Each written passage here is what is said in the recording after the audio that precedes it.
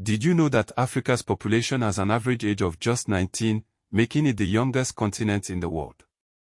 This startling fact is just one of many revelations in Zeinab Badawi's transformative book, An African History of Africa. Published in April 2024, this monumental work spans 17 chapters, tracing the continent's history from the emergence of Homo sapiens in Eastern Africa over 300,000 years ago to the abolition of apartheid in South Africa in 1994. Badawi, a Sudanese-British journalist and historian, writes as an insider, challenging the Eurocentric narratives that have long dominated historical discourse.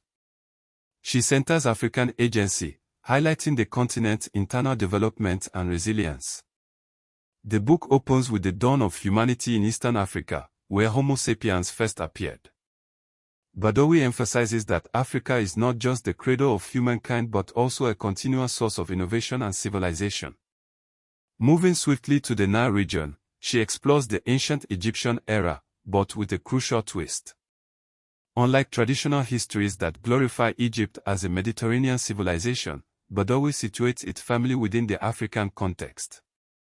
She reveals the interconnectedness of the Nile Valley civilizations, including the kingdom of Kush, which thrived south of Egypt. Kushite rulers even conquered Egypt, establishing the 25th dynasty. This narrative challenges the notion that African civilizations were mere precursors to European greatness. One of the book's standout chapters is titled Slavery and Salvation. Here, Badawi delves into the spiritual and social resistance to slavery, rather than focusing solely on its economic mechanics. She recounts the stories of African leaders and communities who fought against the transatlantic slave trade, often at great personal cost. This chapter is a powerful reminder that Africans were not passive victims but active agents of their own liberation. The Mali Empire, another focal point, showcases Africa's wealth and sophistication. Under Mansa Musa's reign, Mali became one of the richest empires in history, its gold trade fueling economies across the Mediterranean and Middle East. Badawi dismantles the myth of Africa as a continent of poverty and backwardness, revealing its historical wealth and cultural achievements. The Swahili coast, with its bustling trade networks and cosmopolitan cities, further underscores this point. Cities like Kilwa and Zanzibar were hubs of commerce and culture, connecting Africa to the wider world.